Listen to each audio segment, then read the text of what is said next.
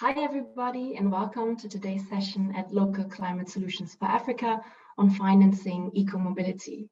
My name is Lina. I work for the Transformative Urban Mobility Initiative at GIZ, and I have the pleasure today of being your host for this session. Today's session, which you joined, is titled Let's Get Money Moving, Financing Accessible Eco-Mobility in a Post-COVID-19 World. And while you get settled in and familiarize yourself with the platform, let's just walk through some of the technicalities and functions that you can use here. You will see that there is translation available for this session. So you should be able to see a little button on the right side of your screen where you can select translation into either French or Portuguese. And you will also receive a lot of information about the session, bios of our speakers today, and any help you might need in the Q&A section. So please make sure that you adjust for the right language and that you familiarize yourself with the Q&A session, where you can also post questions and input for our speakers. Make sure that if you do use translation that you turn down the volume of the original audio so that you don't get distracted with the language that you don't want to hear. As we're moving on to the next slide, I just want to bring your attention to the fact that this session is recorded. So it'll go online afterwards as well. There is a help desk that you can reach out to if there's any technical difficulties. And just make sure that if you have any questions, please do post them in the Q&A session. You will see that this is a quite interactive session, so we look forward to any questions and input we might get from you. Moving on, I'd like to hand over to my colleague Jehan at ICLEI, who will give us a bit of an overview of why we're here today and have a special welcome word for you. Hi, everybody. Welcome to our speakers and participants to the 5th Local Climate Solutions for Africa Virtual Congress, an ICLEI Africa initiative. It's the first virtual conference that we're hosting, so do explore the platform and enjoy the different functionalities, such as the social lounge, where you can interact with different participants of the conference. This year's theme is Financing for Change, which aims to respond to the growing acknowledgement worldwide that to tackle climate change, city-scale finance must be mobilized. The conference will go according to 4 tracks, next slide, please. 4 tracks, of which we fit into the energy, infrastructure, and eco-mobility track. It also includes cross-cutting themes, such as the COVID recovery, the gender equality aspect, and the multi-level governance. We are excited that this year's LOCS is co-hosted by ICLEI Africa and the city of Kigali and the Rwandan government, and a host of partners and sponsors. A little bit about ICLEI. ICLEI is active in over more than 100 countries, and ICLEI influences sustainability policy and drives local action for low-emission, nature-based, equitable, and resilient and circular development. Our members and team of experts work together through peer exchange, partnerships, and capacity building to create systemic change for urban sustainability. We are active. Next slide, please. We have 23 offices worldwide, and we are currently sitting in the Africa office. Next slide, please. And we go according to 5 ICLEI pathways, which is the low emission development, nature-based development, equitable and people-centered development, resilient development, and circular development. So the session today around financing eco-mobility, we have to acknowledge that urban mobility, which is a key focus area for ICLEI, forms an integral part of urban sustainability, and local governments are at the forefront of affecting sustainable urban mobility in their cities. According to the Sustainable Development Goal 11, it states that by 2030, cities should provide access to safe, affordable, accessible, and sustainable mobility systems for all, while improving road safety, and notably by expanding public transport with special attention to the needs of those in vulnerable situations. Currently, our mobility systems in African cities are unsustainable as they contribute to GHG emissions and poor air quality in our cities, and they are unequitable as they do not cater for the diverse needs of the citizens and transport operators in our cities, which is a key insight that was highlighted by the COVID pandemic. Up to 80% of urban citizens make use of informal transportation in African cities. And this sector is very under-resourced and unsupported. As well as up to 70% of urban citizens walk and spend up to 3 hours a day commuting at the expense of their safety due to ill-equipped infrastructure. We have seen during COVID that operations of public transport has been deeply impacted by the pandemic, as cities aimed to reduce capacity to stop the spread of the virus. This meant that the cost of commuting by public transport increased significantly, making public transport unaffordable to many. So as we can see, there's a huge need for investment for infrastructure, as well as building in accessible and gender-responsive measures into our mobility systems in African cities. So this session will focus on how we would finance and what are the enabling environments that are required to make this happen in our cities. So we aim to finance the move toward low carbon, resilient, affordable, and inclusive mobility in African cities, which is critical now more than ever and is vital for a post-COVID-19 recovery. I hope you enjoyed the session, and I will hand over to Lena to take us through the session. Thank you.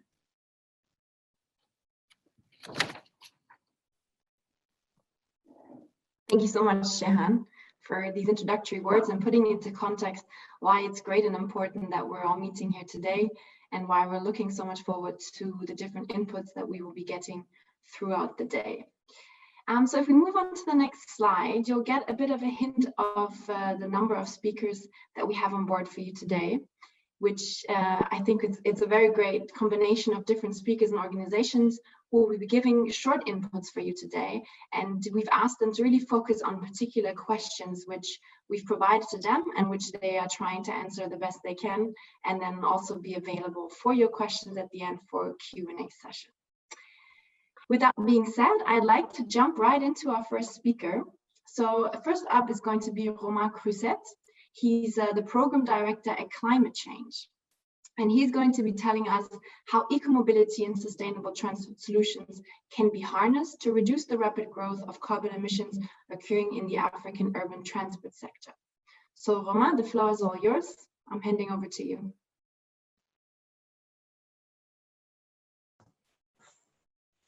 Hello, everyone. Thank you for the opportunity. Just one detail, I forgot if I'm supposed to speak in French or English, and I'll go for any of it. I mean, both are fine for me. If you want to, please go ahead in French, because there is translation into the other language. I think so, if I'm not mistaken, if the technical team can just quickly tell me if that's correct. Okay, so otherwise, you can go for speak in French is fine. Thanks. French, good. Sorry. No worries. Donc, oui, merci à ICLEI Afrique pour cette invitation et pour l'organisation de LOCS4Africa. Donc, Climate Change, on travaille de manière rapprochée avec ICLEI sur plein d'aspects. Et donc, nous soutenons fortement l'initiative de LOCS4Africa également. Donc, la question est très, très large et malheureusement, je crois que je ne pourrais pas donner de réponse toute faite, mais je vais essayer d'apporter notre contribution à cette question de comment développer l'écomobilité au niveau africain. Comme vous pouvez le voir à l'écran, Climate Change, nous avons depuis des années développé plusieurs activités allant de l'accès à l'information, l'organisation d'événements, la création d'un observatoire qui analyse l'action climat au niveau territorial, local, notamment dans le secteur des transports. Mais du coup, je vais focaliser mon intervention sur la question des transports. Nous avons mis en place une coalition sur le thème des transports qui regroupe énormément d'acteurs, notamment des gens qui sont ici aujourd'hui autour de la table, comme Mobilize Your City, mais encore Codatu et bien d'autres. Et ce que nous avons fait, c'est que nous sommes partis de l'exemple la feuille de route globale qui a été définie par le PPMC. Donc, le PPMC, c'est une grande initiative internationale qui est l'interlocuteur finalement pour le secteur des transports des Nations Unies, de la Convention cadre des Nations Unies contre le changement climatique, donc la UNFCCC. Donc, le PPMC a développé une feuille de route macro sur comment décarboner le transport à l'horizon 2050. Et ce que nous avons dit à PPMC, c'est OK, très bien, ceci est un cadre, mais il a besoin d'être adapté à différents contextes, notamment locaux et nationaux. Et c'est pour ça que je dis que je vais essayer de répondre à cette question de comment faire émerger l'écomobilité. C'est tout d'abord pour nous en essayant d'adopter des stratégies qui font sens au niveau territorial. Et donc, nous avons pris cette feuille de route globale que le PPMC a développée avec plein d'acteurs et nous avons décidé de la décliner dans différents pays.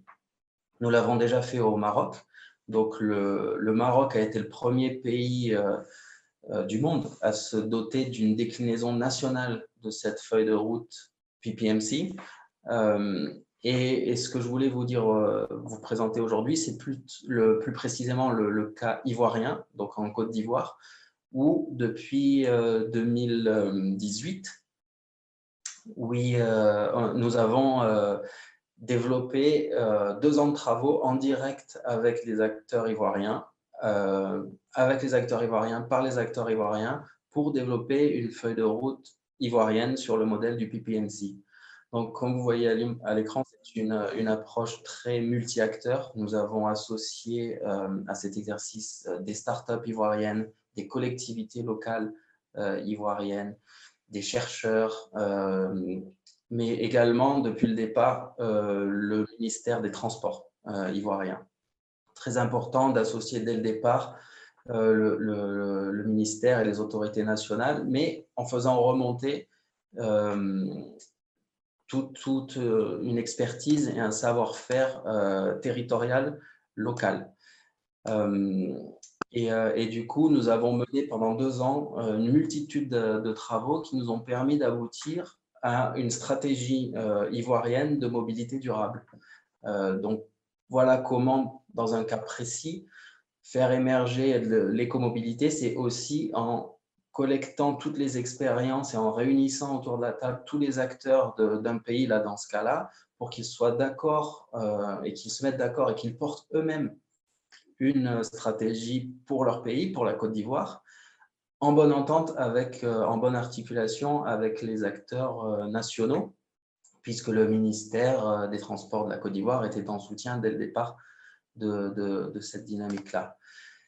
Et en fait, pourquoi je dis ça aussi? Parce que concrètement, cette feuille de route ivoirienne, il y a de grandes chances pour qu'elle soit reprise par les autorités nationales ivoiriennes pour la réévaluation de la NDC, de la contribution nationale de la Côte d'Ivoire à l'accord de Paris. D'ici la COP 26 de Glasgow, les États sont attendus sur la réévaluation à la hausse de leur ambition climatique. Et donc, les États ont besoin aussi de remonter du terrain et des territoires sur comment être plus ambitieux dans leur action climat, dans leur plan climat. Et donc, ce cas ivoirien-là, cette stratégie ivoirienne contribue directement à cela, en fait. Donc, c'est très intéressant. Next slide, please. Et donc, comment cela se fait? Très concrètement, en fait, nous travaillons avec l'IDRI qui a développé cet outil qui s'appelle DDPP, qui permet de faire de la modélisation en termes de réduction de gaz à effet de serre que pourrait impliquer cette stratégie si elle était mise en place correctement. Donc, ce n'est pas seulement des bonnes intentions, des bonnes pratiques et de mettre des gens autour de la table, c'est aussi un travail très précis avec un document très précis qui fait aussi de la modélisation. Et ce qui est intéressant, c'est que cet outil-là est transféré finalement. Ce n'est pas l'IDRI qui fait la mobilisation depuis Paris, qui fait la modélisation depuis Paris. L'IDRI apprend en fait à comment utiliser cet outil-là aux acteurs ivoiriens avec lesquels nous travaillons depuis 2 ans. Donc il y a un vrai transfert aussi de capacité. Next slide, please. Et donc oui, ce que je vous disais, ce qui est vraiment important pour nous, c'est qu'au-delà d'avoir eu 2 ans très intenses de travaux dans différentes villes ivoiriennes, Bouaké, Odiéné, Cocody, où nous avons vraiment pu présenter cette dynamique-là au niveau de toute la Côte d'Ivoire et y associer vraiment des acteurs des territoires de toute la Côte d'Ivoire, dans des contextes aussi de mobilité différents. C'est ce que je vous disais tout à l'heure, c'est cette importance aussi de l'intégration verticale et du fait que cette stratégie-là puisse être prise en compte par les autorités nationales. Et donc, pour finir, next slide, juste pour vous dire que c'est un cas particulier ivoirien. Il y a eu le Maroc qui l'a fait, la Côte d'Ivoire l'a fait maintenant, mais que nous pensons à Climate Change que cet exercice est réplicable. C'est ça qui est intéressant, c'est qu'on peut le répliquer dans d'autres pays. Et sachez que l'année prochaine, on devrait le faire au Sénégal et que nous sommes à disposition et toujours intéressés à pouvoir reproduire ce genre d'exercice dans d'autres pays qui seraient prêts à le faire et ainsi essayer de contribuer à la modélisation et à la mise en place de stratégies de mobilité durable, en tout cas, dans d'autres pays, en partant de ces exemples-là, du Maroc et de la Côte d'Ivoire. Voilà ce que je voulais vous dire aujourd'hui et je reste à votre disposition si vous avez des questions. Merci. Merci beaucoup, Romain. Thank you so much for that quick input and insight into the work that you do on the ground in Africa. I just want to give a short information to all participants that we have one additional speaker joining today's session, which was unfortunately not included in the list of speakers. So Mr. Alfred Biringiro from the government of Rwanda will also be joining us to give us a small input at the end of the session. Without further ado, I'd like to move on to the next speaker that we have on board. If we can switch, yeah, perfect, thank you so much. So our next speaker is Sasank Vimuri. Sasank is the coordinator of the Global Secretariat of the Mobilize Your City Partnership in Brussels, Belgium. And Sasank is going to be answering actually 2 questions. We've defined this a bit further from what you can see on the screen. So he's going to be talking about what the criteria and requirements are that funders, donors, and development banks look for, and how Mobilize Your City is supporting its member cities and countries in accessing this financing. So Sasank, I'd like to hand over to you. The floor is all yours. Thank you, Lena, and thank you, ICLEI, for inviting me to present a little bit about Mobilize Your City. So as Lena mentioned, I'll try to do those 2 things, say, what is Mobilize Your City, how can we help, and particularly what are funders looking for when appraising projects. Next slide, please. In the beginning presentation said that there's this huge need for infrastructure, and I don't have the numbers exactly for Africa, but a typical city in Europe would need 100 billion euros to go carbon neutral, and we know that transport is one of the top 3 emitters. And we're hoping to have numbers like this also for the different regions that we work in, but I can imagine that this is the order of magnitude of the kind of investments that we think that we require to decarbonize and meet the 2-degree target in the Paris Agreement. So Mobilize Your City is really working on trying to help achieve this in some respects, and really not just at the financing side, but the blending. So also making sure that we're bringing the right amounts of grants to help cities in making this transition. Next slide, please. And so we just quickly, our objectives really is to help accelerate this transition to urban mobility.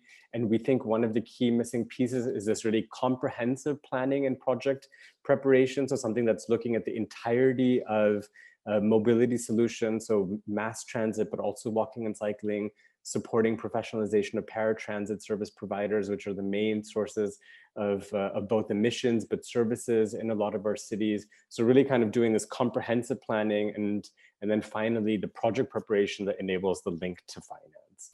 Next slide, please.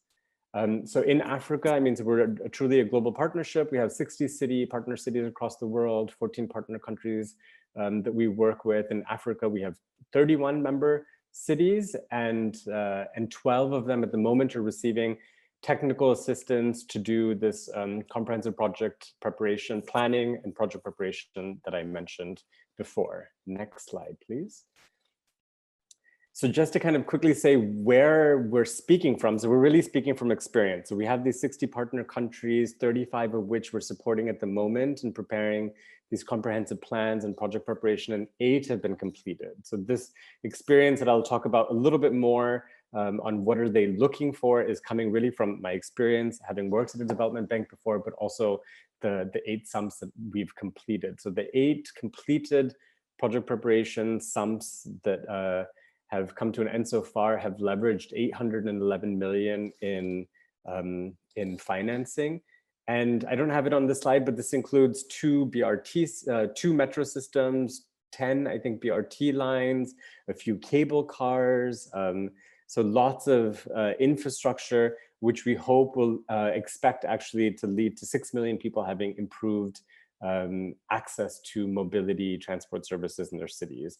And of course, we complement this with capacity building. So we have a training tomorrow specifically on access to finance. So introducing people who work in our cities to some of the details, like what is the difference between financial analysis and economic analysis? What are the other services that can help them? So we do a lot of trainings on these topics, both on mobility and financing as well. Next slide, please. So specifically the second question about what is the criteria that banks are looking for when funding these projects. Next slide, please. So as I don't know, mentioned just before, I used to work at the Asian Development Bank, and in doing project preparation, there was sort of 4 to 5 criteria that almost all banks, it's African Development Bank or the Asian Development Bank or the World Bank, look at and in thinking about financing these public goods. And I'm focusing on this because I don't know if you recall from a slide a few above, so about, I don't know, 60 to 80% of investments for public goods, for public transport in cities in the Global South do still come from either the national government or development financial institutions. So that's why this is a bit important. We have a little bit less investment coming from the private sector. It is increasingly becoming important, but just to focus a bit on the short time. The 4 areas that I want to mention is the economic and financial analysis. So basically it's asking, do you have enough rationale to show that this limited resources should be used for a specific project because it offers broad benefits to the society? So are people saving time in their commute? Are we saving lives because of limited accidents happening? So this is the economic analysis. Financial analysis is basically looking at, can we afford to borrow for this project? Are we raising enough revenue to be able to pay back? The technical requirements is really, is this the right solution for this context? So there's some other kind of buzzy technology like MAS. I'm not sure if everybody has heard about this, but like, are we using digital technologies? But sometimes it could be really ensuring that the walking and cycling infrastructure is best suited for the people, because 30 to 40% of people are walking now, and that's a great environmentally friendly mode of transportation. So maybe ensuring that there's the right technical solution for the problem, and not just saying this is something that's hot at the moment, and so we'll apply it everywhere. The institutional assessment is a third very important criteria. So looking at, is the institution that is supposed to manage this project, do they have the personnel to be able to do this? Do they have the technical capacity? Do they know how to recruit and procure projects according to the global guidelines that are required?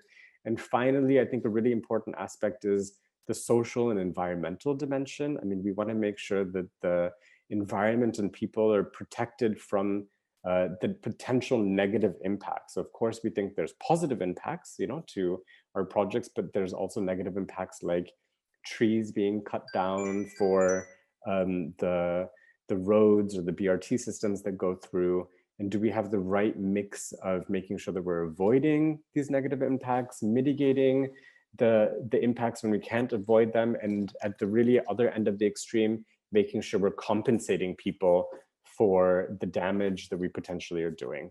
So this is maybe my last slide. My alarm went off, so I know my time is up. But in addition to Mobilize Your City, there's a lot of other resources to help you and kind of navigate this really complex situation of how to access finance. And one of them, I just put a link onto the slide that you can get.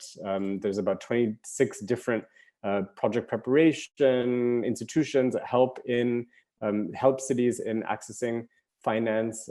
So feel free to check this out. I mean, one caveat is that the resources are always much more limited than the demand that we have. So just because there's 26, it's not like all of them have the opportunity to support every city, but the resources do exist. And I would encourage you to look to see if you have any specific needs. And I think maybe you can go to the next slide, but I think my time is up, so I will stop there. So this is our services, but feel free to check out our website and reach out if you have any specific questions about these topics. Thank you. Thank you so much, Sasank. Very interesting about the important factors that cities or other actors who want to apply for funding need to pay attention to. So thank you so much for being so specific. I'd like to move on then to our next speaker. If we can go to the next slide, please. Great. So next up is Chris Cost. He's the Africa Program Director of ITDP. And Chris will be speaking to us about what steps can be taken to scale up finance for sustainable mobility, what criteria should funders, donors, and development banks put in place when deciding whether to finance projects. And Chris, I'm going to have to ask you to share your screen if you're using any slides, so please just go ahead and take control. Will do. Great. Thanks. I think whoever's sharing the current slide may need to stop that sharing to allow me to bring mine on. Okay, can we? Yeah, now let me try. Yeah, now it should, hopefully you can see that now. Yes, thank you. Great, okay.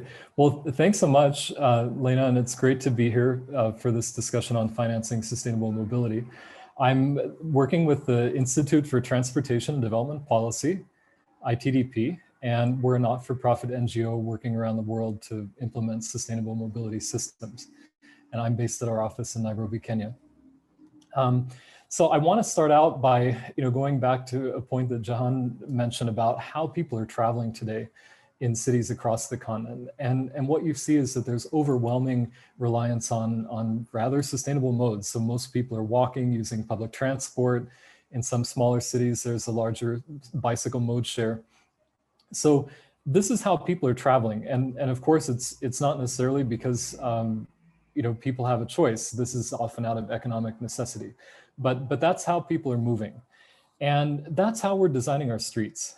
And so the picture here looks a lot different from, those previous charts, because instead of developing well-designed facilities that are accommodating the modes that the majority of people are using, we're designing this car-centric infrastructure that has a lot of negative consequences. So, the benefits are only short-term. The roads easily fill up, and that's what Nairobi experienced with Thika's superhighway, which you can see in the picture here. They attract more vehicles, they compete with public transport, and they're very high carbon projects, okay? Oftentimes these projects don't have any facilities for walking.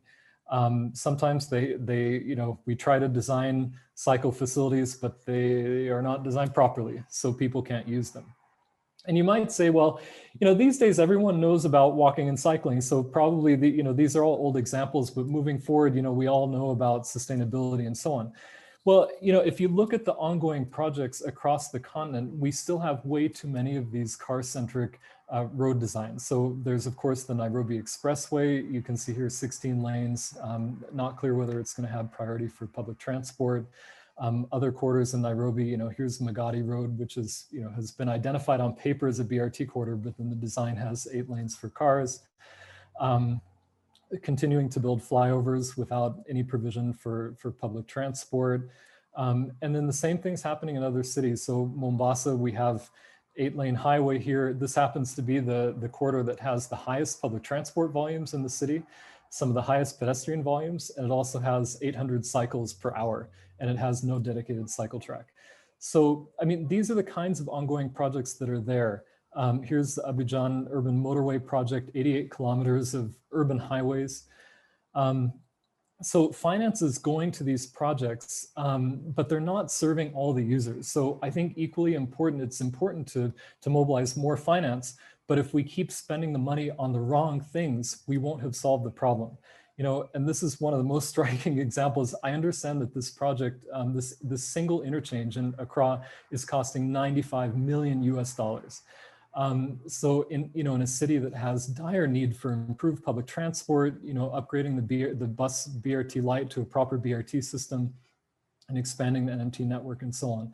So it's really critical that we think about where this money is going, and is it financing the right things, and can we steer a lot of this existing money, because we're spending a lot of money to build roads, but they're not catering to the majority of the citizens. So, how can we do it differently? Like, this would be an example of a more equitable road investment. So, providing wide walkways, continuous cycle tracks, having the priority for public transport, and modernizing the public transport with new vehicles, better business model, like Sasank mentioned. And then after all that's done, providing some space for cars, right? But the car space shouldn't be dominating the cross section. So let's think about how we can steer existing investments. There are a lot of ongoing road projects across the continent. How can they be more equitable? How can they be more sustainable?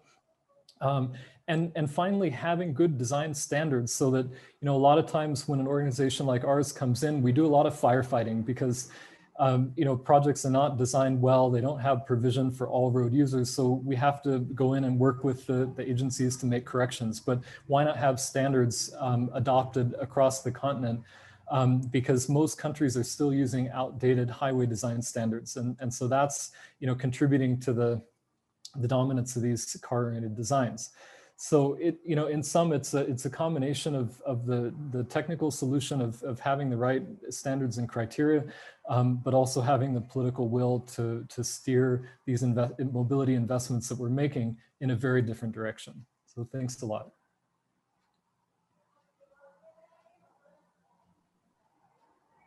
Thank you so much, Chris. Very to the point of why it's important to really focus mobility design on people and not make it cars friendly, so that our cities actually serve the people who live in them. Thank you so much. So without further ado, we'll move on to the next speaker that we have on board today. So we have a video recording actually from Charlotte Povo. She is the director of the KfW Kigali office. Unfortunately, she was not able to join us today, but she really wanted to provide a video and her answer on the question that we gave her, which was, what are the sources of climate finance that can be unlocked to support eco-mobility? What are the requirements for local governments to access these? Is just as equally important. So I'm very excited to hear her response. And I just want to encourage you all to really use the Q&A panel to give us your questions or leave your comments for the speakers, that we are ready once we go into the Q&A session at the end. So the floor is yours, or we'll hand over to the video of Charlotte. Thank you for the question, and thank you for having me here today. Welcome to all the participants of the session. It's a pleasure. My name is Charlotte Povel, and I'm the country director of KfW for Rwanda and Burundi. I'm based in Kigali. KfW, for those of you who don't know, is the Bank for Reconstruction of the German government. On the international platform, KfW provides financing to governments, public enterprises, and commercial banks in developing countries in many areas, and we do that currently with a presence in more than 80 countries. In Rwanda, on behalf of the German government, we support mainly decentralization, good governance, sustainable economic development, and projects in the area of energy and climate. And one of the examples that we are supporting is the Rwandan Green Fund for NERVA, through which the German government channels funds to districts in the area of climate change adaptation. And it is also with FONERVA that we're supporting to Green City Model Pilot neighborhood in Kigali. The Green City Kigali is the name of this project, and is expected to bring a paradigm shift in green urbanization. So the objective of this neighborhood that FONERVA is preparing on behalf of the Rwandan government is to develop a sustainable lively, affordable, and poverty-oriented green urban neighborhoods that can then serve as a blueprint for secondary cities in Rwanda, but also everywhere else in the region. It's a very promising and ambitious project, and what we have been doing in the last couple of months with Foneva as a topic, and one of the areas that we are looking at also is e-mobility. So KfW has supported Foneva in the Ministry of Infrastructure in Rwanda in coming up with the e-policy or e-mobility policy. That was one area, and another interesting thing is that's happening now is that two flagship projects actually developed. One is looking at electrical buses, Kigali, and another one is looking at electric three-wheeler vehicles in more rural areas. So two very new ideas for Rwanda and also, I think in general. The rationale behind that, I guess, is obvious. The transport sector in Rwanda is rapidly growing. Good transport services are important since organization is a very important issue in Rwanda. And at the same time, air pollution, emission of greenhouse gases and noise are increasing. So the interest in supporting e-mobility is definitely there. From what we have seen, one of the conditions for a successful implementation of such a project is definitely a policy that needs to be in place, an incentive scheme that helps introducing e-technologies, e-mobility technologies, and some kind of support in opening and developing the markets until they're really mature. From our experience in the discussions we have had, also the appetite to enter this field by private investors is in general there.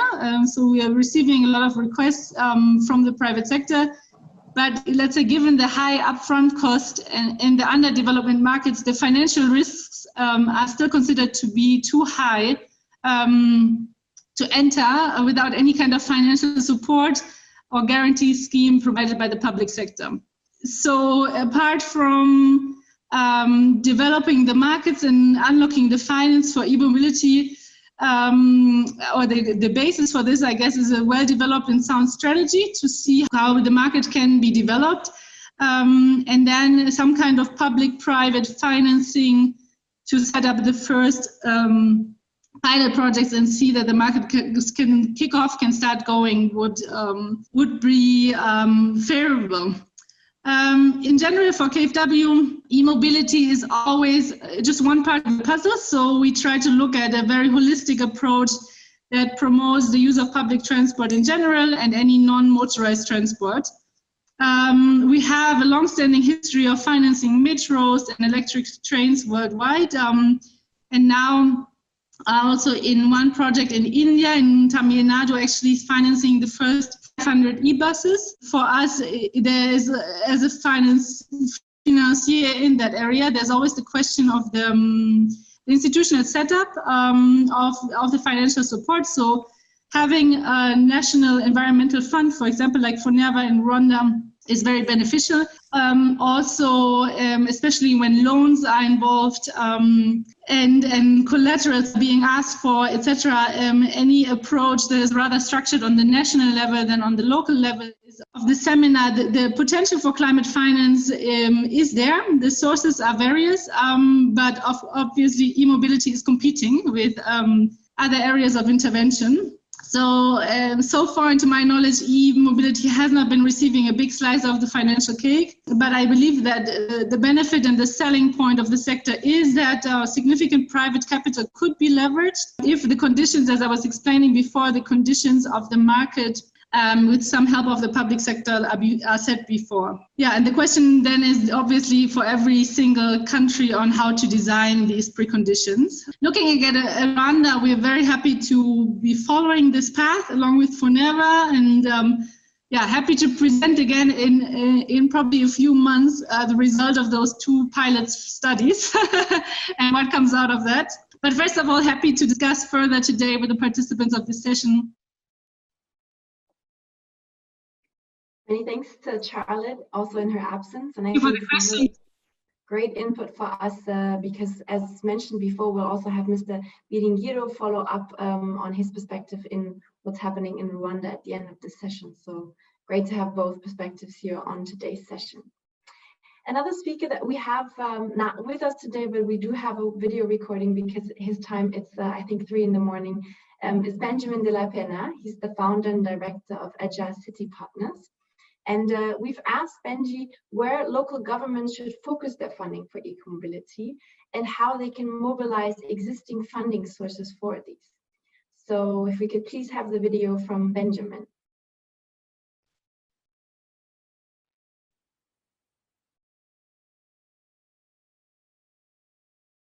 Hi, good afternoon. My name is Benjamin de la Pena. I am the founder and director of Agile City Partners, and I write a newsletter called Makeshift Mobility on innovations in informal transportation. I'm here to offer a few provocations in the way we think about transportation, particularly informal transportation, and the way we fund it. And the first provocation I have for city leaders everywhere is stop trying to solve the wrong problem. Most cities and even national governments try to solve traffic congestion.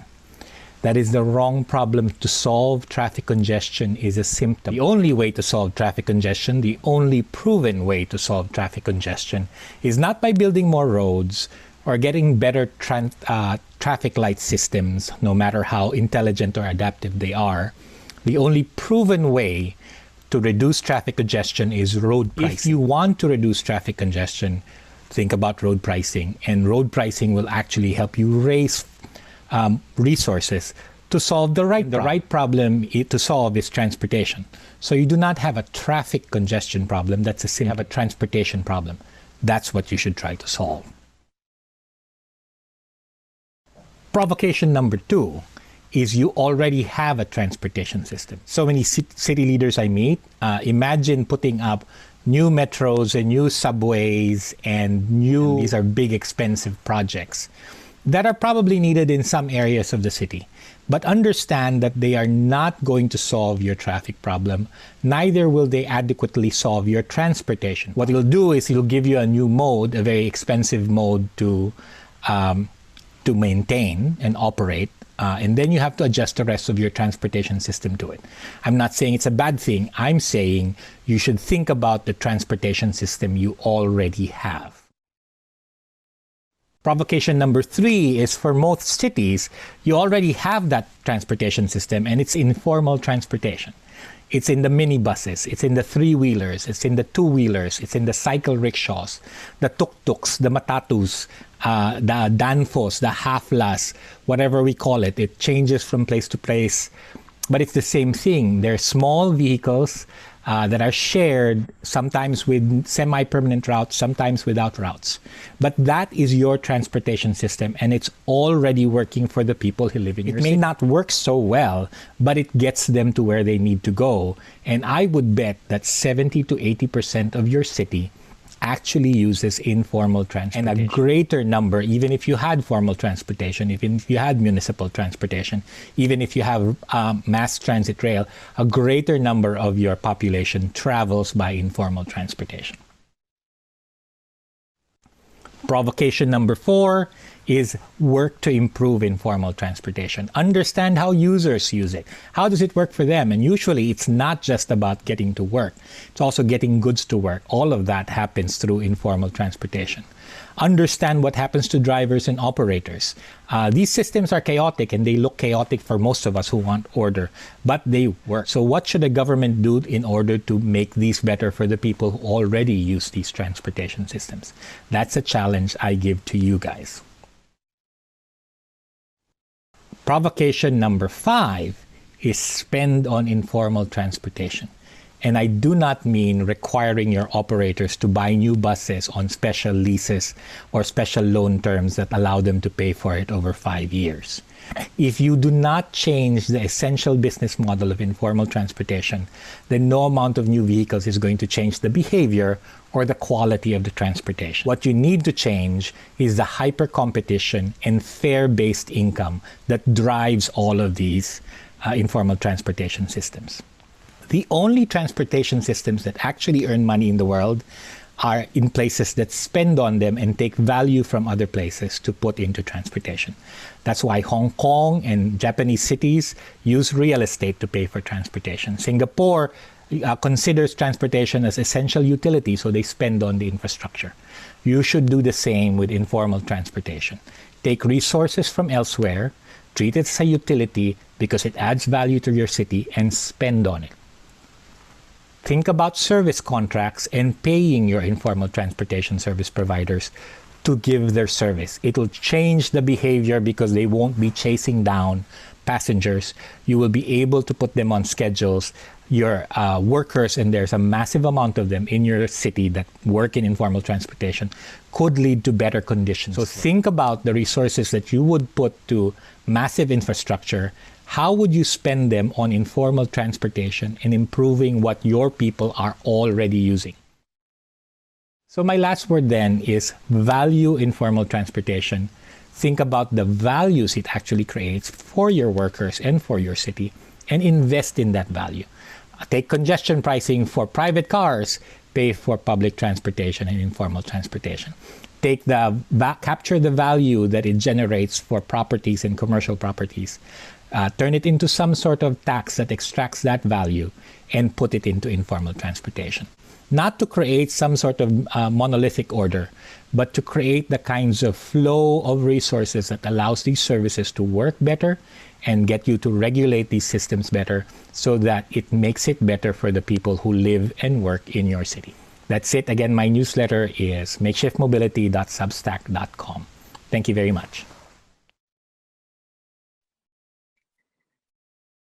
So another interesting presentation here about the importance of informal transportation, which I think is going to be interesting to also venture in a bit more during our Q&A session. But before we go to Q&A, we have, of course, Alfred Biringiro with us today. He is the Division Manager for Transport at the Ministry of Infrastructure of Rwanda, and we're very pleased to have him with us today on this event.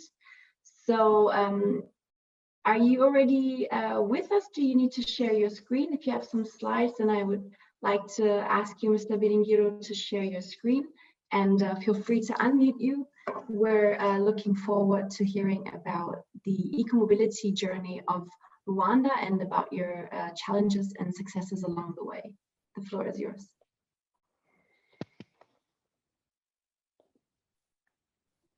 Thank you very much, moderator. Thank you for this floor to talk about the Rwanda experience in eco-mobility, experiences as well as challenges.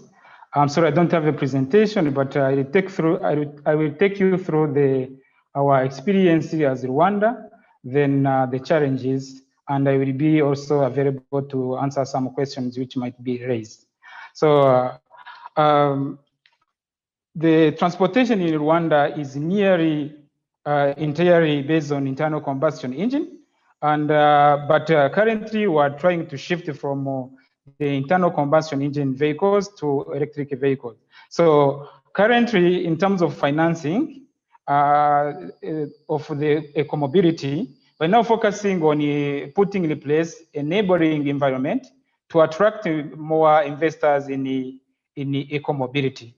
So that's why that process of putting in place enabling environment is focusing now on three areas.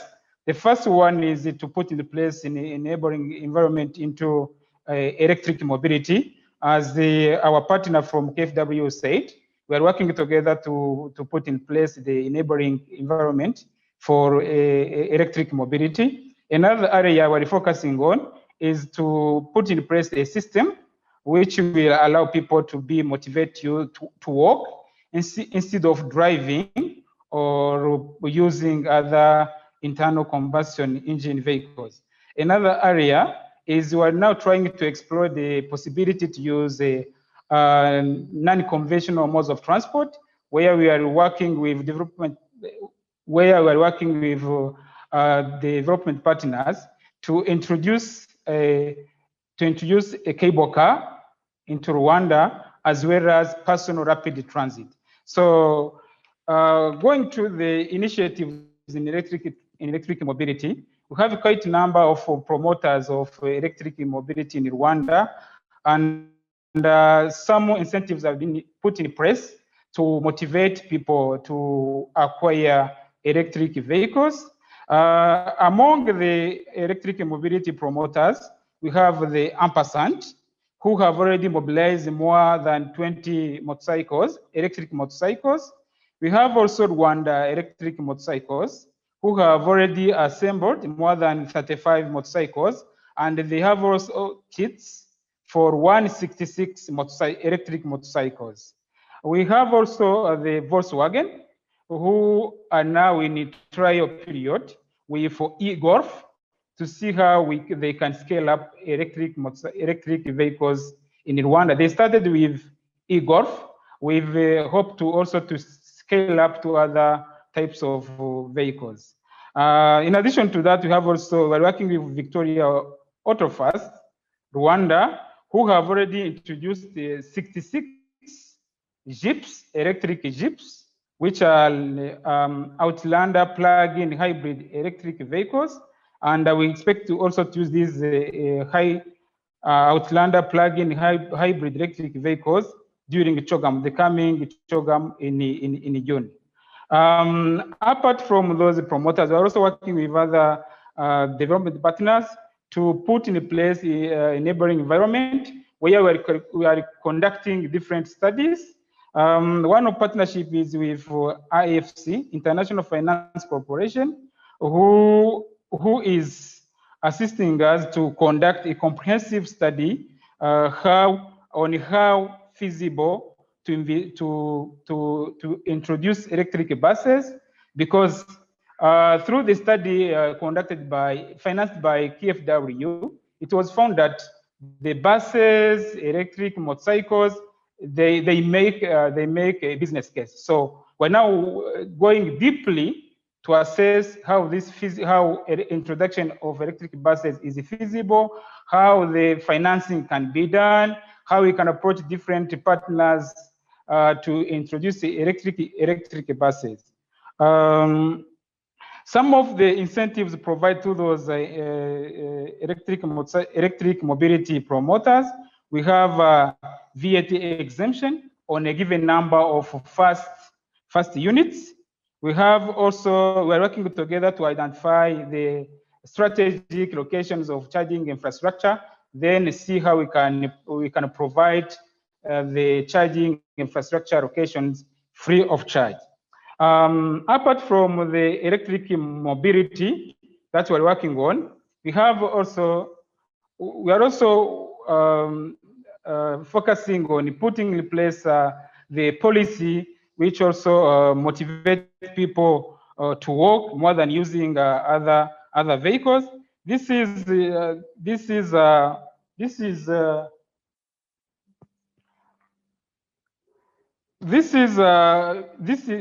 being implemented through the revised City of Kigali Master Plan, where the new Master Plan approved this year is now focusing on a mixed land use master plan, where people don't have to drive from here to another locations to get services like businesses, schools, hospitals. So this the new master plan is now encouraging people to walk or to cycle more than using other vehicles, which also contribute to the pollution of the sky.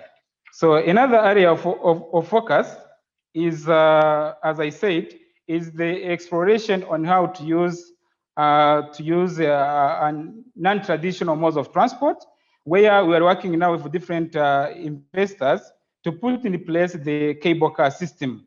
So currently, we are now working on the feasibility study to see how we can also put in place a pilot project for cable car. Another non-traditional mode of transport we are exploring is what we call the personal rapid transit. So we're working with a company called Vuba, where we are now working on the feasibility study to see how we can use the PRT, the personal rapid transit, for mass transport in the city of Kigali.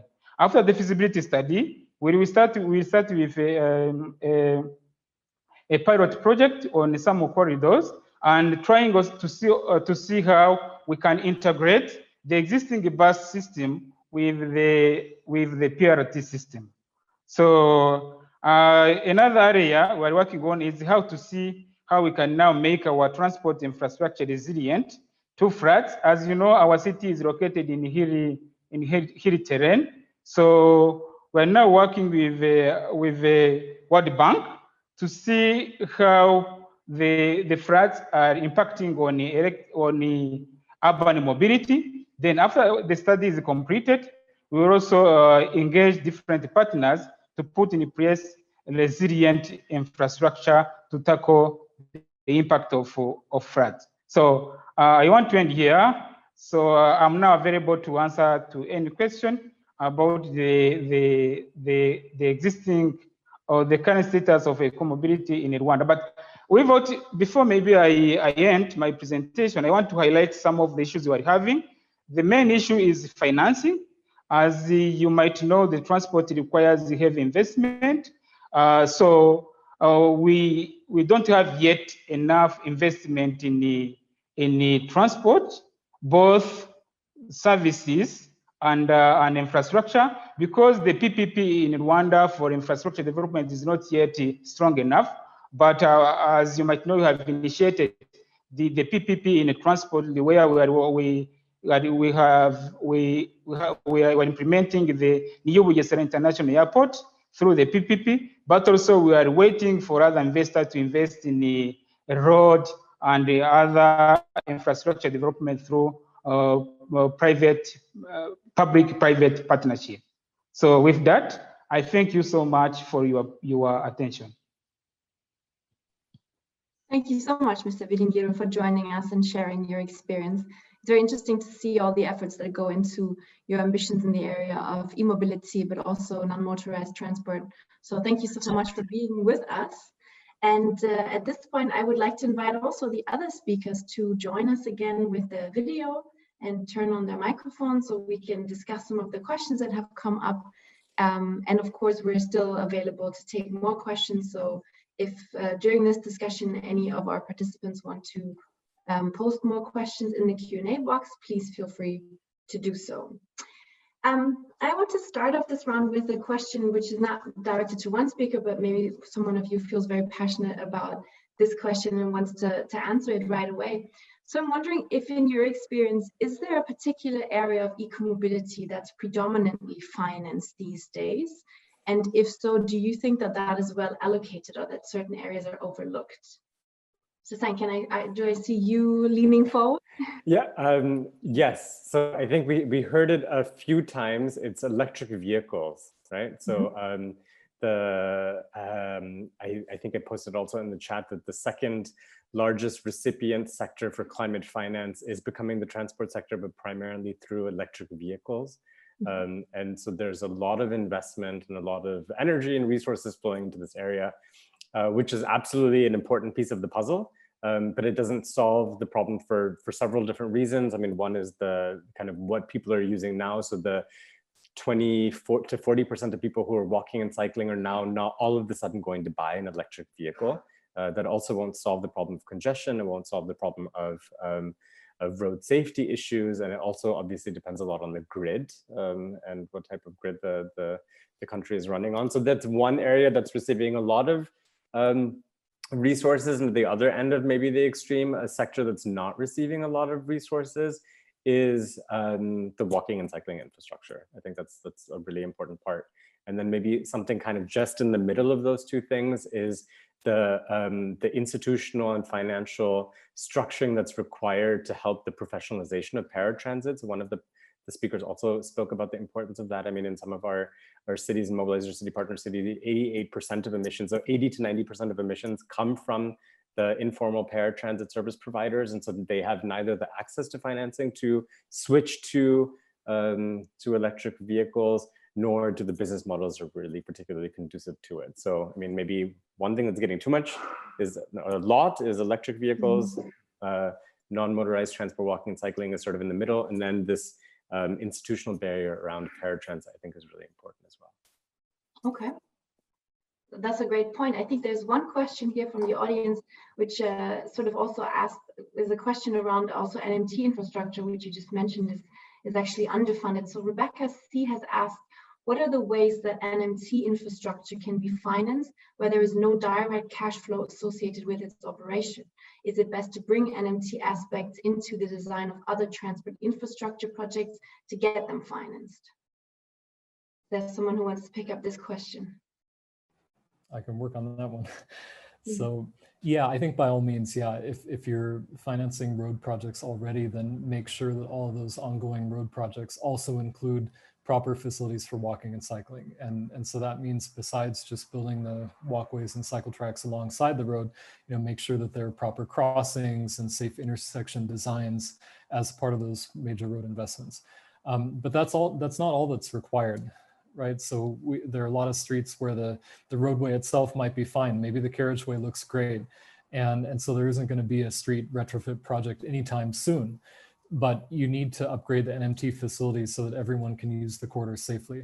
So that will also require mobilizing additional finance, and that's what countries and are doing. Ethiopia's built 26 kilometers of walkways last year. They're upgrading more this year.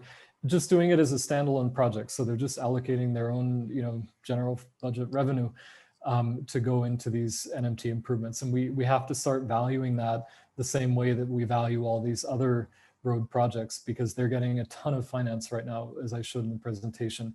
But we usually give short shrift to NMT, even though it carries, in many cases, the majority of trips in our cities.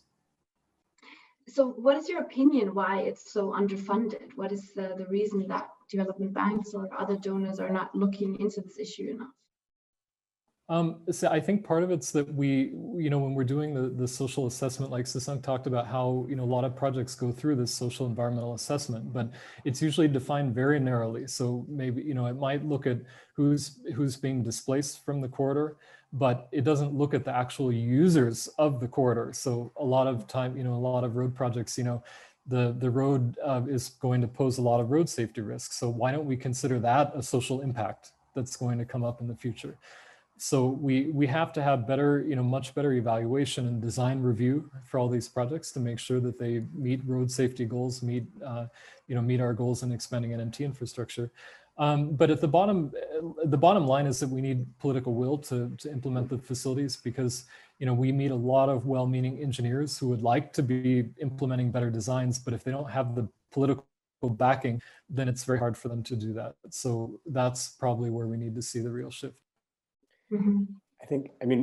So I completely agree with Chris, but maybe just to supplement that as well, the political will also comes a little bit from the population, the citizens' demands, right? And a lot of people demand road infrastructure also. I think that it's so political will sounds a little bit as if like the mayors or the provincial heads or the chief ministers or whatever they're called get to dictate what happens in the cities, and they do to some extent, but they're also determined by the electoral cycle, the demands of the citizens. And so I think that's an important piece, is to make sure that people say, everyone, the 30, 40, 50% of people who are walking, many of them aspire to drive cars.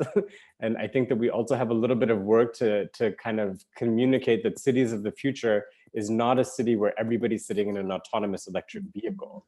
No, that there's like pleasant walkways. And so that we have to, I think, do some work also making aspirational cities be cities where walking and cycling isn't something as a last resort for the poor, but something that's actually a pleasant and enjoyable experience. I can see you raising your hand, is that right? Yeah. I think we are turning around one important point with this, all these aspects that I completely agree, and which was raised in what we did in Côte d'Ivoire, is education, and how you also have to think about how you go and talk to the population and have awareness raising and education, because this is one big topic that was raised in what we did in Côte d'Ivoire. not only security, road security, but also education of the population, because there is a big lack of education. And I think that by involving the population and talking more, communicating better, educating better, you can also touch these points we are talking about now. Right. So many of you now have made the point to say it's also about the electorate and what people actually demand in terms of the mobility offers that they would like to see in their cities. So I'm wondering, if we think on a local level, if we think on a level where maybe cities are able to raise funds or try to, generate revenue that they can then reinvest into eco-mobility. I know that Benjamin mentioned some of the issues, for example, like real estate at stations. Are there any other such, I don't want to say techniques, but are there any such ways where cities can really become active in deciding how they're generating revenue from mobility that they are then able to distribute just in the way that they see fit without involving external donors? Is there any tips from the panel? For sure, yeah. I mean, in the Africa region, a lot of cities already generate a lot of their revenue from parking fees. So in a city like Nairobi, it could be as much as a fifth of all the revenue that the local government raises. So there's definitely a recognition that road user charges can contribute to to the funding of mobility.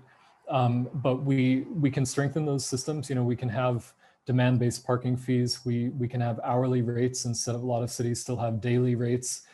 So you pay the same whether you park for 10 minutes or 8 hours. So making that more equitable, and then having electronic enforcement so that who's actually paid or who hasn't.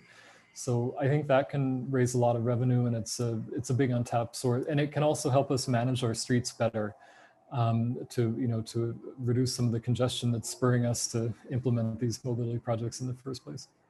Mm-hmm. Romain, did you want to say something, or was I? No. So that brings me to another question in terms of cities' abilities to be able to fund mobility, because maybe again for you, because of course, as we've seen during the COVID-19 pandemic, one thing that we haven't really talked about today is operational costs of transport and how that is funded. So we've seen, of course, that by decreasing the occupancy of public transport vehicles, for example, that of course takes a toll on the revenue that is generated by providers. So I'm wondering, we're not only talking about investing and funding hard infrastructure, but what can cities do to support the available mobility options that are already at hand in a crisis like the one we're seeing now? Yeah, I think that's right. We need to think about the operating support as much as we think about capital support from urban mobility. So in most cities, these occupancy restrictions were put in place for good reasons. But then operators were left without any support to help cover the costs. And so what did they do? In Nairobi, they doubled the fares overnight. And so that's putting a huge burden on people who are dependent on public transport. And so what we've seen in progressive cities like Kigali is that they've started subsidizing public transport actually during the pandemic. And so Kigali introduced subsidies for the city bus service to help maintain the fares at the same level that they were before the pandemic, right? And so that shows a real clear commitment. And the other thing that we're seeing is cities starting to change the business model for public transport. So moving from the kind of net cost model, as we call it now, the target system where the paratransit operators take home the whatever money based on the number of passengers they've carried, shifting to a model where you pay by the number of kilometers operated by the vehicles instead of the number of passengers. And so that helps improve the incentives in the public transport system. And it can help address some of the road safety issues that we've been having. And it also changes the distribution of risk.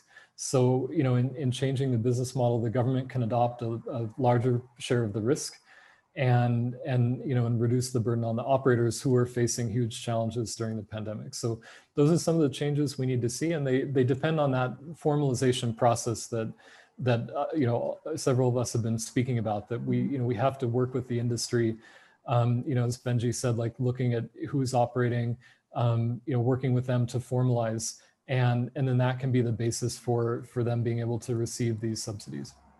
Right.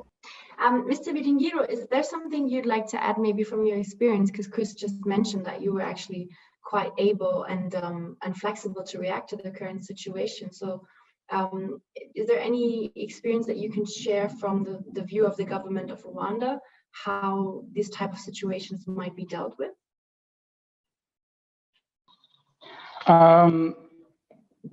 Thank you very much. And as Chris has just mentioned, the government of Rwanda has now undertaken to provide the subsidy to public transport operators. One of the type of subsidy that it provided is through the access to the recovery fund, where the public transport operators were also allowed to get a loan to reinforce their activities during this COVID-19 pandemic period, so that they can try to fill the gap which was caused by a reduction of a number of passengers transported by each bus. So another area we're thinking to see how we can also tackle the crisis or the loss that they are incurring. This was an opportunity to introduce also the dedicated bus lanes. We are now working with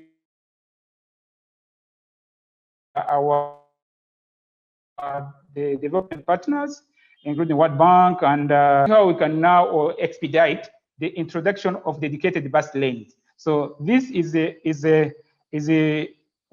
think that with introduction of dedicated bus lanes, we'll be able to increase the commercial speed of the buses, thus somehow tackling the issue of loss that the operators are experiencing these days. So that's what I want to add. Thank you so much. Thank you very much. I think it's quite valuable to always get also hands-on experience on how to address these types of challenges that then pop up on us without sometimes us being prepared. I have another question here from Karine.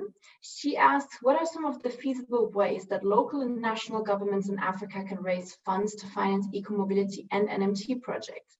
For instance, is the implementation of car-free zones and high-emission vehicle lanes, as done in Europe, implementable in Africa? What is your recommendation for local governments in Africa? Who wants to take this question? It's quite a challenging one. Chris, do you want to try? Maybe I can. Yeah. Do you want? Go ahead. Go ahead. Oh, okay. So I think there's a range of options, and we have to think about what do we mean by eco-mobility solutions, and try to match the solution with the funding source. And so we've kind of talked about a few different things that we can consider as eco-mobility without explicitly saying that at the moment. No? So I mean, so there's the infrastructure for walking and cycling. There's the switching to electric vehicles. There's mass public transportation, and then there's probably, hopefully, mass public transportation with eco-mobility involved. And then there's all of the things that have to happen around this to make it possible, including the learning, the capacities for the cities to be able to design this, the capacities to be able to apply for the funds to make it possible, the financing to do the detailed feasibility studies. And so so I mean, maybe it's not like a super straightforward answer, but I think one thing that needs to happen is to identify what do we mean by eco-mobility in a specific context. And I think by having something that's a little bit more clearly defined as a project enables then cities to be able to do better targeting of resources, or trying to find the right resources for the right type of projects. And I think, I mean, for those 4 different kind of categories of projects that I just mentioned, there's different sources of viable project financing. I mean, this maybe is not the right place to summarize it, but Chris has already mentioned some of the issues with maybe aggregating small projects for the walking and cycling infrastructure. But we can, yeah, so maybe I'll stop there and see if there's any other follow-up questions. I would just add that, you know, on the point of the car-free zones that the participant mentioned, you know, that's something that can be implemented very quickly with tactical infrastructure. You know, buy some planter boxes or curbs, and then, you know, you can develop your car-free zone. Later on, if you get more money, then you can upgrade it, make nice paving and so on. But it doesn't take all that much to implement it in the first place. So, you know, I think we can be much more active in developing those tactical interventions. And you know, I think a lot of cities, we've been relatively slow in the Africa region to implement protected bike lanes during the pandemic, you know, which would really help relieve some of the pressure on our public transport systems. And again, that's something that can be done easily. We have a lot of oversized carriageways. You just need to put up planter boxes or curbs to set off some of that space and create a safe protected bike lane. So I think it's about being, you know, being more creative with the road space and, you know, and not necessarily waiting for these big ticket projects to come along, but being more active right now. So this isn't exactly the follow-up question I think you're looking for, Susain, but it does go into the topic that you just raised. So Dijay is asking, are there any case studies or business case studies on electric public transport in Africa? So included in those case studies could potentially be also a hint on, well, where would you look for funding for this kind of projects? I'm not an Africa specialist, I'm sorry. My experience is mostly in Asia, so maybe I'll also pass this on to Chris. So maybe Chris or Romain, one of you, if you want to answer. Yeah, Romain, go ahead if you have some examples. Yeah, it's very specific. I mean, what we have done as climate change and what is my experience is that we go into the different contexts and then see what is available. We do a shared analysis with the local actors, and then from that you take one thing or another, and we have done that for Morocco and Cote d'Ivoire so far, and we'll do it again in Senegal next year. So I have no ready recipe or not yet from what we saw. We really have to go into the different context and see what's possible, which takes a lot of time. A couple examples to mention. One is that the government of Rwanda has been doing a lot of work on e-mobility. So they've done a broad brush e-mobility study, and then now with the IFC study that Alfred mentioned, they're going into more detail and developing a detailed financial model for e-buses in Kigali. There's also work going on under the Solutions Plus project that ITDP is involved in, looking at the introduction of electric 2- and 3-wheelers in Kigali and also in Dar es Salaam. And so we're doing some analysis and business and financial assessments in those projects. And then another notable project that you can check out is in Addis Ababa, where C40 is doing a study on the introduction of e-buses in the BRT system there. So yeah, those are all things to check out. We're happy to share more info as needed. That's, I think, a great start, these projects, to get familiar with the project preparation or all different aspects of getting ready for finance. I do have a question, particularly for MYC here, Mobilize Your City. So the question is, how do SUMs focus on land use and spatial planning to encourage decarbonized mobility as is being implemented through the City of Kigali Master Plan, as mentioned before? So I can answer the first part of that question, but maybe not the second part. So as I mentioned, we're working actually in 42 different cities. I don't know the specifics of every single one, but the first phase of a SUMP is we call it a diagnostics phase, where we look at what is the status quo of the city and how does it relate to other policies, particularly land use policies. So land use and spatial planning is part of the second step of a SUMP process of looking at how this relates to both the existing transport system and potential transport scenarios in the future. Unfortunately, I don't know enough about the Kigali example, so the Africa one I know a little bit more is Cameroon, in case anybody's interested in those. But it's definitely an important part of the first phase. So one of our funders is the Ministry of Environment, the German Ministry of Environment, and they have just launched a new project that's called Urban Act, but it's looking at also focusing specifically on this integrated transport and land use planning. So much more explicit on building this link between the two things. So hopefully we can try to bring that a little bit more into the Mobilize Your City approach. So not just as one part of the diagnostic, but really along the entire line. So I think this is very much in line with what we're hoping to do going into the future as well.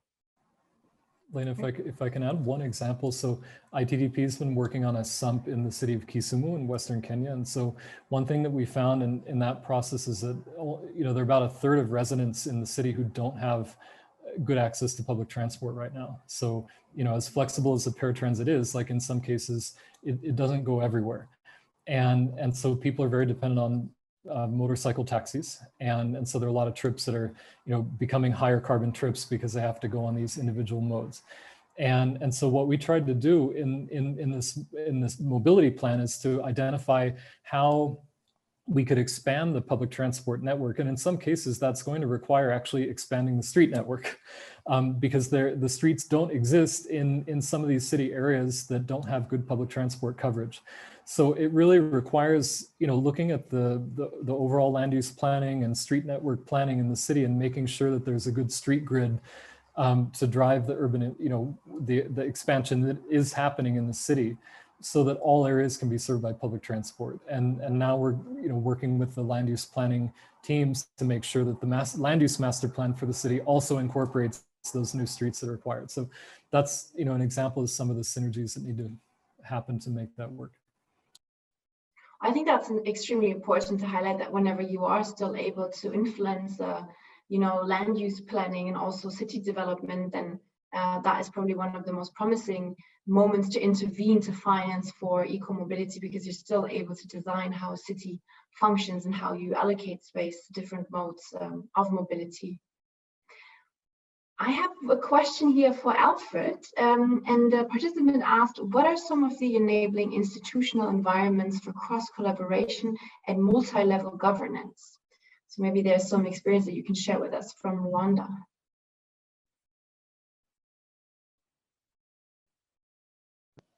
Excuse me, can you come again? Of course. There's a question that was directed to you, which was, what are some of the enabling institutional environments for cross-collaboration and multi-level governance? So what did you experience as being quite helpful in order to make sure that you can actually include in stakeholders and actors on this multi-level approach that you've also tried out?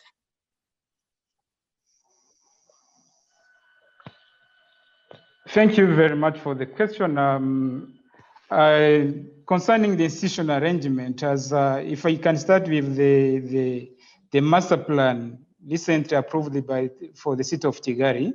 So during the preparation, to ensure that this mixed use is put in place, there have been a multi-layer consultations between different partners, including also the community of the city of Kigali, as well as other development partners like the World Bank, the ITDP, the African Development Bank. So all communities and all development partners were involved to ensure that this mixed use is put in place. Another institutional arrangement is that after the study financed by the KfW, we're now establishing a sector working group through which we will be sharing experience from different countries so that we can also expedite the introduction and scale up of electric mobility. So again, we believe that with engaging different layers of partners from, I want also to highlight that we have also what we call the transport sector working group, which is currently co-chaired by JICA. So we have every year 2 sessions of joint sector review, where all these issues are shared, and we get the experiences from our development partners as well as the private sector. So we believe that with this sector working group, where we involve the development partners as well as the private sector, we believe that the eco-mobility will be expedited. And also, once we marry the new Kigali master plan, we've also other mentioned initiatives. We think that we'll be able to move in a sustainable way towards eco-mobility in the city of Kigali. Thank you so much. And I might, if you have a moment, I might just add to that, because the master plan that Alfred mentioned is a really great example of the integration of land use and transport, like we were discussing with the last question. And so it has some elements like the highest intensity land uses and the mixed use, as Alfred said, are concentrated along the BRT lines. And then you can get a 30% density bonus if you develop affordable housing within 75 meters of the BRT lines. And then it also has the possibility of waiving the parking requirements if you're within 500 meters of the BRT line. So there are a lot of elements in there that are really driving that integration between mobility and land use and helping the city achieve a more sustainable approach. I think it's a great combination that we have these different actors on the call today who've also worked together on this issue from various different angles, because I think it's quite helpful to get these different aspects. I think from your inputs also, we've really seen that it takes a range of stakeholders really to be able to actually get money moving and to really make sure that, you know, not only our project finance, but eco-mobility project finance, and then also in a way that it's sustainable and actually improves the overall situation in a city. I wish I could go on and ask more questions. I'm sorry for any participants whose questions might not have been addressed within this time frame, but in order for us to close on time, I'd like to use these last 5 minutes to hand over again to ICLEI to be able to give some closing words. But I just want to say thank you so much to our speakers here today. Thank you for taking the time not only to give an input on our first question, but really to engage in this discussion. I think it's always quite helpful to everyone to really, you know, just kind of get into talking and really understand how each view fits in with the others on the panel. So thank you so much for that. And with that, I'd like to hand over to Jehan, if you'd like to take the floor again.